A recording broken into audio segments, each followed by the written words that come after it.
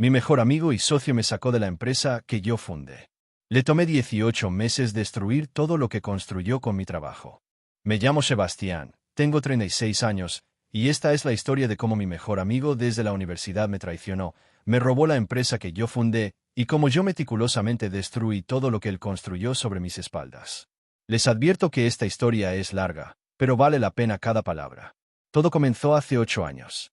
Yo acababa de terminar mi maestría en ingeniería de software y tenía una idea brillante para una aplicación de logística que revolucionaría la forma en que las pequeñas empresas de transporte manejaban sus rutas y entregas. Pasé 6 meses desarrollando el prototipo en las noches después de mi trabajo, viviendo básicamente de café y 4 horas de sueño diarias. Mi mejor amigo, Rodrigo, y yo éramos inseparables desde primer semestre de la universidad. Él había estudiado administración de empresas mientras yo estudiaba ingeniería. Cuando le mostré mi prototipo, se emocionó tanto como yo. Me dijo, bro, esto va a ser enorme. Necesitas a alguien que maneje el lado del negocio mientras tú te enfocas en el desarrollo. Hagamos esto juntos. Éramos como hermanos. Fui el padrino de su boda. Él fue quien me presentó a mi esposa, Fernanda, que era prima de su esposa. Nuestras familias pasaban los fines de semana juntos. Confiaba en él ciegamente. Formamos la empresa como socios al 50-50. Yo aporté la tecnología, el producto completo, las patentes, todo. Rodrigo aportó, bueno, sus habilidades de negocio. En retrospectiva, debí haber estructurado las acciones de forma diferente, pero en ese momento solo pensaba que estábamos construyendo algo juntos como amigos. Los primeros 3 años fueron duros pero emocionantes. Conseguimos algunos clientes pequeños, luego medianos. La aplicación funcionaba increíblemente bien. Yo seguía desarrollando nuevas características, mejorando el algoritmo, arreglando bugs. Trabajaba entre 70 y 80 horas por semana. Rodrigo manejaba las ventas, el marketing, las relaciones con clientes. En el año 4, explotamos. Un cliente grande, una empresa de paquetería nacional, nos contrató. Eso nos puso en el mapa. De repente teníamos flujo de efectivo real. Contratamos a 15 empleados. Nos mudamos de mi garaje a una oficina real. Era el sueño americano del emprendedor. Pero entonces empezaron a pasar cosas extrañas. Rodrigo comenzó a tomar decisiones sin consultarme. Contrató a un CFO, un tipo llamado Mauricio que había sido su compañero en un trabajo anterior. Mauricio era arrogante y siempre me trataba como si yo fuera solo el nerd técnico y no el fundador de la empresa. En las juntas, Rodrigo y Mauricio hablaban de estrategia de negocio y crecimiento escalable usando un montón de jerga corporativa vacía. Cuando yo intentaba opinar sobre la dirección de la empresa, Mauricio literalmente me interrumpía y le decía a Rodrigo, dejemos que Sebastián se concentre en lo técnico, que es donde aporta valor. Le mencioné esto a Rodrigo en privado. Me dijo, bro, no te lo tomes personal. Mauricio es así con todos. Pero es brillante en finanzas. Confía en mí, él nos va a llevar al siguiente nivel. Qué ingenuo fui. En el año 5, Rodrigo propuso que trajéramos inversores externos. Decía que necesitábamos capital para expandirnos más rápido, para competir con las empresas grandes del sector. Yo tenía mis dudas, pero él me convenció. Dijo, Sebastián, esto es lo que separa a las empresas que se quedan pequeñas de las que se vuelven gigantes. Necesitamos dinero inteligente. Entraron 3 inversores. Aportaron $2 millones a cambio de 30% de la empresa. Eso significaba que Rodrigo y yo ahora teníamos 35% cada uno, y los inversores tenían 30%. Todavía éramos los accionistas mayoritarios, así que pensé que estaba bien. Lo que yo no sabía era que Rodrigo había negociado los términos de inversión sin que yo estuviera presente. Había cláusulas que yo nunca leí con suficiente cuidado. Una de ellas decía que en caso de disputas de gestión, los inversores tenían voto de calidad para decidir quién seguía en la empresa. 6 meses después de que entrara la inversión, Rodrigo me citó a una junta extraordinaria del consejo. Yo pensé que era para discutir el lanzamiento de una nueva versión de la aplicación que yo había estado desarrollando. Llegué a la sala de juntas. Ahí estaban Rodrigo, Mauricio, los 3 inversores y un abogado que yo nunca había visto. La cara de Rodrigo era fría, sin emoción. No era la cara de mi amigo. El abogado habló primero. Sebastián, gracias por venir. Esta junta es para informarte que el consejo directivo ha votado para remover tu posición como circuito de la empresa, efectivo inmediatamente. Me quedé en blanco. ¿Qué? ¿De qué están hablando? Rodrigo finalmente habló. Sebastián, El consejo siente que la empresa ha crecido más allá de tus capacidades técnicas. Necesitamos a alguien con más experiencia en empresas de gran escala para llevar el departamento tecnológico. No podía creerlo. ¿Más allá de mis capacidades? Yo creé esta tecnología. Yo soy esta empresa. Uno de los inversores, un tipo llamado Enrique, intervino. Sebastián, entendemos que tienes apego emocional al proyecto, pero los números no mienten. El desarrollo ha estado retrasado los últimos 3 meses. Los clientes se están quejando de bugs. Necesitamos liderazgo técnico más sólido. ¿Por qué he estado solo? Les dije que necesitaba contratar más ingenieros, pero Rodrigo dijo que no había presupuesto. Mauricio se rió. Literalmente se rió. El presupuesto se asigna donde genera más valor, Sebastián. Las ventas generan valor. El marketing genera valor. Programadores hay muchos. La sangre me hervía. Miré a Rodrigo. ¿Esto es en serio? ¿Me vas a sacar de la empresa que yo fundé? Rodrigo evitó mi mirada. Es una decisión de negocio, no personal. Además, sigues siendo accionista. Recibirás tus dividendos. Solo ya no estarás en operaciones. El abogado me entregó un sobre. Aquí está tu carta de terminación. Tienes hasta el final del día para recoger tus pertenencias personales. Tu acceso al sistema ha sido revocado. Tendrás que firmar un acuerdo de no competencia y confidencialidad. Me sentí como si me hubieran pateado el estómago. ¿Ya revocaron mi acceso? ¿Cuándo hicieron eso?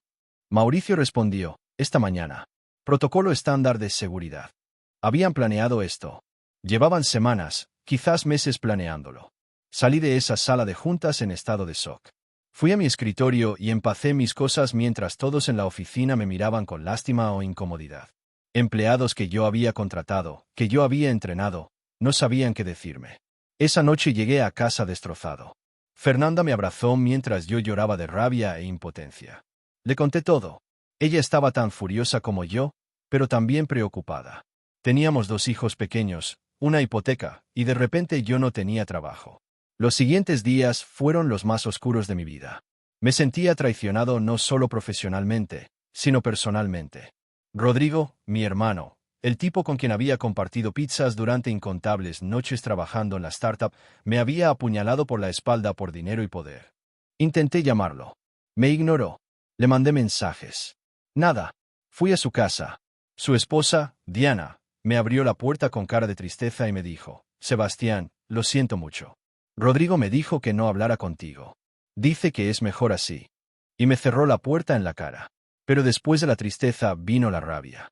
Y después de la rabia vino algo más peligroso, la claridad. Contraté al mejor abogado corporativo que pude pagar, un tipo llamado licenciado Vargas que tenía fama de ser implacable. Le expliqué toda la situación. Él revisó todos los documentos, el acuerdo de socios original, el contrato de inversión, mi carta de terminación. Me dio malas noticias. Sebastián, legalmente ellos tienen derecho a removerte de tu posición operativa. Como accionista aún tienes derechos, pero no puedes forzar que te regresen como empleado. Sin embargo, se quedó pensando. Hay algunas cosas interesantes aquí. El acuerdo de no competencia que te hicieron firmar tiene cláusulas que posiblemente son ilegales. Y la forma en que te removieron puede calificar como opresión de accionista minoritario en algunos contextos. ¿Qué significa eso? Significa que podemos demandarlo, pero va a ser largo, caro, y no garantiza que recuperes tu posición. Además, ellos tienen más dinero que tú ahora para pagar abogados. Me sentí derrotado otra vez. Pero entonces el licenciado Vargas me dijo algo que cambió todo. Sin embargo, hay otra opción. Si realmente quieres hacerles daño, necesitas pensar estratégicamente. Tú conoces esa empresa mejor que nadie. Tú la construiste. Sabes sus debilidades. Y lo más importante, tú tienes todos los conocimientos técnicos. Entendí a qué se refería. No iba a recuperar la empresa por la vía legal, pero podía destruir lo que habían construido sin mí. Lo primero que hice fue analizar mi acuerdo de no competencia. El licenciado Vargas tenía razón. Había varias cláusulas que eran legalmente cuestionables, demasiado amplias, demasiado restrictivas. Podíamos atacarlo, pero decidimos no hacerlo todavía. Eso sería mostrar nuestras cartas demasiado pronto. En lugar de eso, empecé a hacer llamadas. Contacté a algunos de los ingenieros que yo había contratado y entrenado en la empresa. 3 de ellos estaban tan molestos por cómo me habían tratado que renunciaron de inmediato. Uno de ellos, Pablo, había sido prácticamente mi protegido. Me dijo, Sebastián, Lo que te hicieron fue una mierda. Sin ti, esa empresa no es nada. Cuenten conmigo para lo que necesites. Con Pablo y los otros 2 ingenieros, empezamos a trabajar en secreto.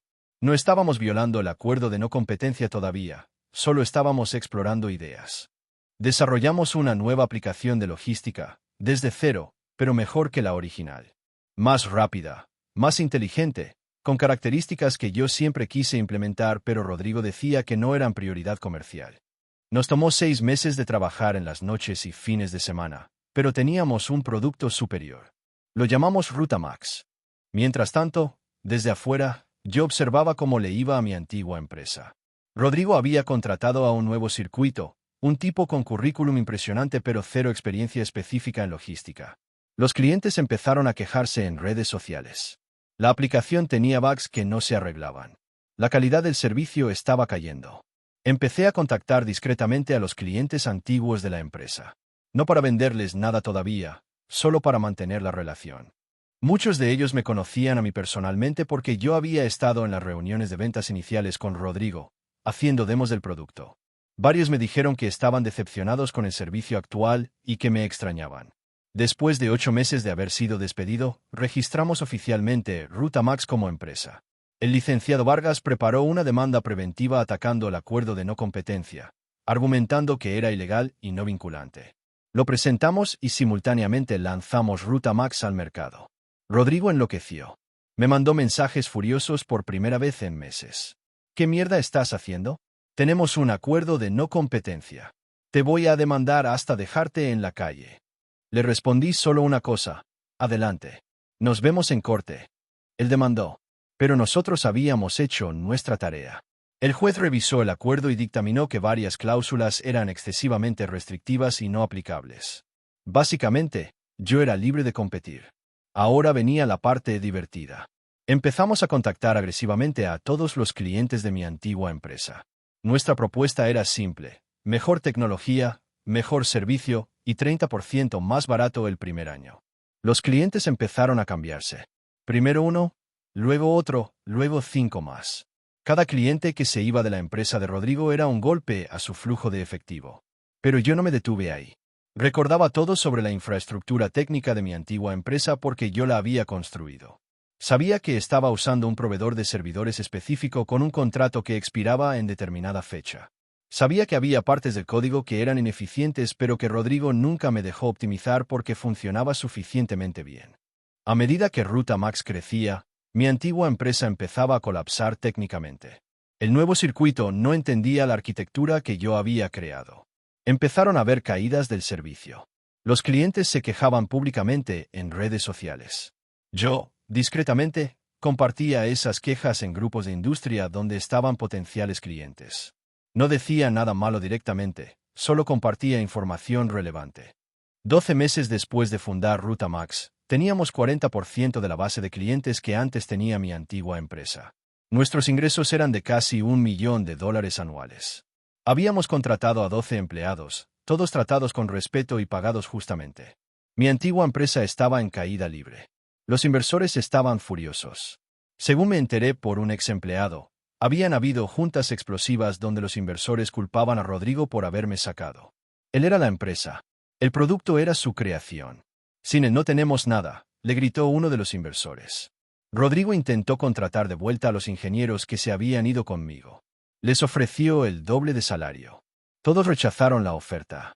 Pablo le dijo en su cara: no es por el dinero, Rodrigo. Es porque traicionaste a alguien que confiaba en ti. Y esa no es la clase de persona para la que quiero trabajar. 18 meses después de mi salida forzada, mi antigua empresa cerró. No pudo competir, no pudo retener clientes y los inversores cortaron el financiamiento. Rodrigo intentó venderla, pero nadie quería comprar una empresa sin clientes y con tecnología obsoleta. Mauricio, el CFO, arrogante, renunció antes del colapso y consiguió trabajo en otra empresa. Los empleados que quedaban fueron despedidos sin indemnización. Las oficinas elegantes que Rodrigo había rentado quedaron vacías. Rodrigo intentó contactarme una última vez. Me mandó un email largo explicando cómo los inversores lo habían presionado para sacarme, que él realmente no quería hacerlo, que las cosas se salieron de control, que si podíamos hablar como amigos. Le respondí solo esto: Rodrigo, Hace 18 meses tuviste la oportunidad de ser mi amigo, mi socio, mi hermano. Elegiste el dinero y el poder. Ahora vives con las consecuencias. No vuelvas a contactarme. Rutamax ahora es líder en el mercado regional de soluciones de logística. Tenemos 45 empleados, 3 oficinas, y acabamos de cerrar una ronda de inversión de $5 millones con inversores que me respetan y valoran mi visión. Esta vez, yo estructuré el acuerdo correctamente. Mantengo 51% de las acciones. Nadie puede sacarme de mi empresa nunca más. Hace 3 meses me encontré a Rodrigo en un café. Fue incómodo. Él se veía mal, cansado, derrotado. Estaba trabajando como consultor freelance, tratando de reconstruir su vida profesional. No le hablé. Solo lo miré, asentí con la cabeza, y seguí mi camino. Algunas personas me han dicho que fui muy duro, que arruiné la vida de Rodrigo innecesariamente, que debía haber tomado el camino alto y simplemente seguir adelante sin destruir lo que él tenía. Pero esas personas no entienden. No le arruiné la vida. Él arruinó la suya cuando decidió traicionar a la persona que más confiaba en él. Yo simplemente recuperé lo que era mío por derecho, mi creación, mi visión, mi empresa. La diferencia es que esta vez, nadie me la puede quitar. Mi papá, que es contador y siempre fue escéptico del mundo de los negocios, me dijo algo cuando todo esto terminó. Hijo, la mejor venganza es el éxito. Pero la venganza más dulce es el éxito construido sobre las cenizas de quienes intentaron destruirte. Tenía razón. Rutamax no es solo una empresa exitosa. Es un recordatorio diario de que traicionar a las personas tiene consecuencias. Es la prueba de que el talento real, la visión verdadera y el trabajo duro eventualmente ganan sobre la política corporativa y la traición. Rodrigo me quitó mi empresa. Yo construí una mejor y destruí la suya en el proceso. ¿Me arrepiento?